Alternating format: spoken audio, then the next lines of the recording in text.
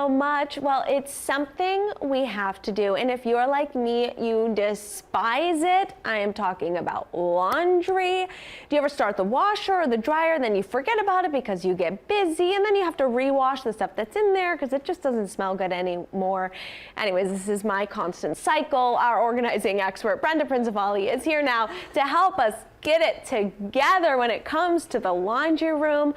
I am going to just be a sponge this segment because I was just telling you this is my least favorite chore. It is my biggest problem area in the house. So I'm going to zip it and just absorb all of the information you have for us today. Right. Well, one of the very first things to do is start at the end of the day. And one of the questions you need to ask yourself and or have your kids, because this is really also about your children participating. Okay. Because they need to take on a bit of responsibility and a role for a variety of reasons, and we'll get to that. But one of the first things is it really not dirty and I could wear it again? I mean, that immediately reduces your laundry load. Yes. And yes, there are things that, yes, of course, after you wear them, you have to wash them. We know what those are. Right. But there are things that it's like, well, it's really not that dirty. Right. So have a specific place in your closet where you know those things go. Because then when it's like, well, I just need something for half a day, or it's, you know, whatever, you can go to that area. So that's a really great way. Again, the first thing is to reduce the volume that's going into the laundry. Okay, I like that. That's very helpful. Saves you money on laundry detergent, it saves you money on water, gas, you know, your time, all of that. So reduce first of all. Okay. The second is end of day rules, and that is to kind of help with the next step of when you actually have to do the laundry. And that is household laundry rules. All pockets are emptied. Zip up zippers. If there's something that has a stain, in our house, we have a rule that you turn it inside out. Then on purpose, you know, then it is inside out on purpose. And or you can put a little clothespin on where that stain is. Okay. Now, then when you get to actually doing it, you need to spot it. You don't spend all your time searching and searching and searching. Smart. So there's some ways to, you know, help get to that next point of actually then starting to do the laundry. Okay. So having a schedule is really not a bad idea.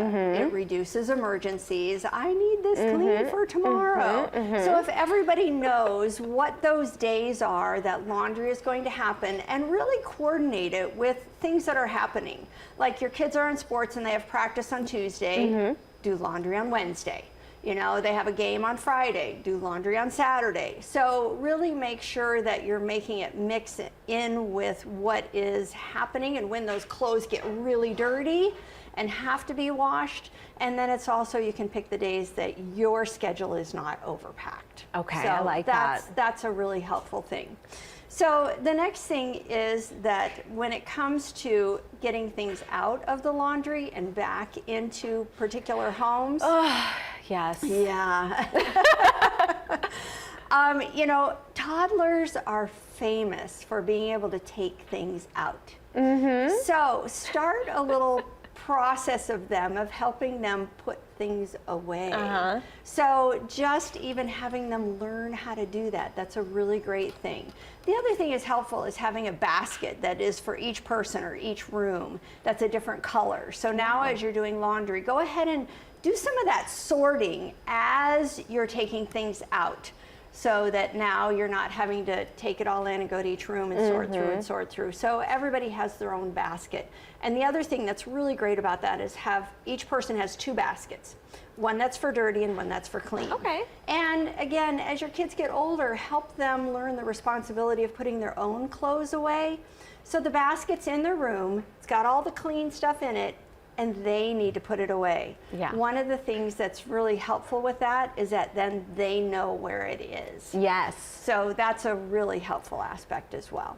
I love these tips. Thank you so much. I was even having my 3-year-old help me fold yesterday, and it started out well, and then eventually he undid all my socks and threw them on the ground, and then eventually we got them up to his room so he couldn't cause any more chaos with the laundry. I said, do you know how much work it is for me to even get to fold these?